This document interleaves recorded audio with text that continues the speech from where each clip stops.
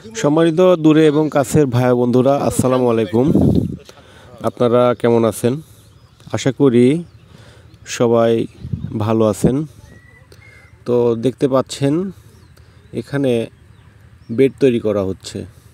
তো এটা হলো মরিচ চাষের জন্য বেড তৈরি করা হচ্ছে। তো সম্মানিত ভাইরা, আজকে আপনাদেরকে এই ভিডিওর মাধ্যমে বেড তৈরি করা এবং কতটুক মাপে বেড গাছে বেড তৈরি করা হচ্ছে এবং কতটুক ড্রেন রাখা হচ্ছে অবশ্যই আপনাদেরকে এই ভিডিওতে জানাবো। তো অবশ্যই আপনারা আমার ভিডিওটি দেখবেন এবং আমার চ্যানেলটি সাবস্ক্রাইব করবেন। তো সম্মানিত ভাইয়েরা, আপনারা জানেন যে মরিচ চাষ একটি লাভজনক একটি সবজি। কেননা গ্রীষ্মকালে যে মরিচটা চাষ করা হয়, এই মরিচটা কিন্তু বাজারে উচ্চ দামে বিক্রি করা যায়। কেননা গ্রীষ্মকালে যে মরিচটা আমরা বীজ চারা রোপণ করতেছি, এটা মোটামুটি হলো 40-45 দিন গাছের বয়স থেকে এটা মোটামুটি গাছে মরিচ আসা শুরু করবে। তো বাংলাদেশে কিন্তু অনেক অঞ্চল কিন্তু নিচু অঞ্চল, সেই সব নিচু অঞ্চলগুলো কিন্তু বিভিন্ন জোয়ারের পানির কারণে সেসব অঞ্চল কিন্তু ডুবে যায়, যে কারণে কিন্তু মরিচের বাজারটা কিন্তু উচ্চমাত্রায় বেড়ে যায়। এবং গ্রীষ্মকালে মরিচ চাষ করাটা কিন্তু অনেক কঠিন, কারণ অতিরিক্ত তাপমাত্রায় মরিচ গাছের জন্য কিন্তু অনেক ক্ষতিকর এবং অতিরিক্ত সেচ ব্যবস্থা লাগে।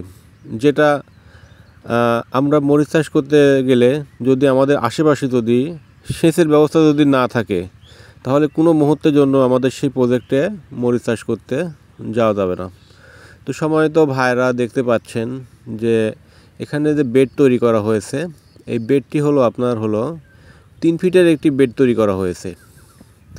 এই 3 ফিটের বেডের ড্রেন রাখা হয়েছে আপনার 2 ফিট, যেটা যে ড্রেন দিয়ে হাঁটা চলাফেরা করা যাবে।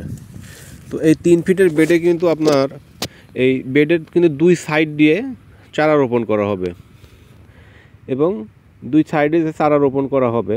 তো সম্মানিত ভাইয়েরা, আপনারা দেখতে পাচ্ছেন যে এই বেডগুলো কমপ্লিট করার পরে কিন্তু বেডগুলো লেবেল করা হচ্ছে। কেননা যখন মালচিং পেপার বিছাবো, যদি কোনো ঢেল মাটি যদি শক্ত মাটি যদি সুতলো হয়ে থাকে, তখন তুমি মালচিং পেপারটা ছিঁড়ে যাবে। এজন্য আমাদেরকে অবশ্যই বেড তৈরি করার পরে বেডকে কিন্তু সমানভাবে লেবেল করাটা কিন্তু আমাদের দরকার। তো বেড লেবেল করা হওয়ার পরে আমাদের কিন্তু তারপরে হচ্ছে জমিতে মালচিং পেপার বিছাতে হবে। তো মালচিং পেপার বিছানো হচ্ছে, দেখেন দুইজন 2 সাইড থেকে ধরে এসে এবং একজন থেকে কোদালি করে এখান থেকে মাটিগুলো চাপা দিয়ে দিচ্ছে, যাতে পলিথিনটা যেন কোনোভাবেই উঠে না যায়। কারণ পলিথিন ওখানে যদি মাটি যদি সঠিকভাবে যদি চাপা না দেওয়া হয়, তাহলে কিন্তু পলিথিনটা কিন্তু একবারে উঠে চলে যাবে, তখন কিন্তু আবার নতুন করে আবার কি করতে হবে। তো সম্মানিত ভাইয়েরা, আপনারা যে দেখতে পাচ্ছেন এই যে এই প্রজেক্টটা আমার আগে এখানে শশা করছিলাম, শীতকালীন শশা, যে শশার ভিডিওটি আপনাদের অনেকে দেখিয়েছি।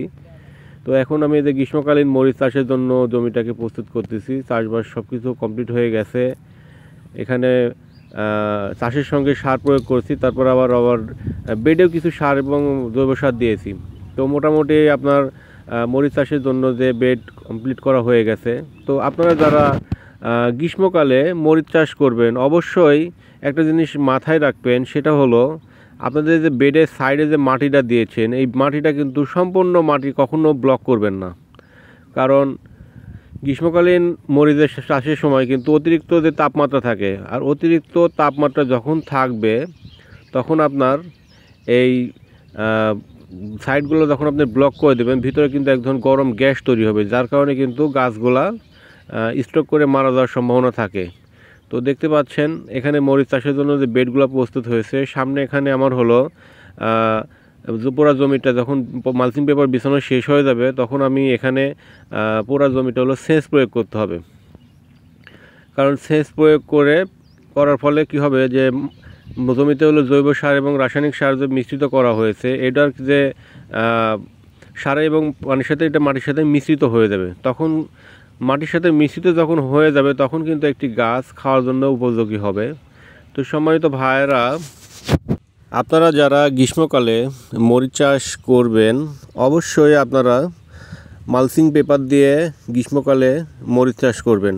কেননা গ্রীষ্মকালে অতিরিক্ত তাপমাত্রায় কিন্তু মাটিটা শুকিয়ে যাবে, আর মালচিং পেপার যদি থাকে তাহলে কিন্তু আপনার মাটির যে আর্দ্রতা বা রসটা রয়েছে এটা কিন্তু সহজে শুকাবে না এবং গাছগুলো কিন্তু এজন্য ভালো থাকবে এবং গাছের গোড়াটা ঠান্ডা থাকবে।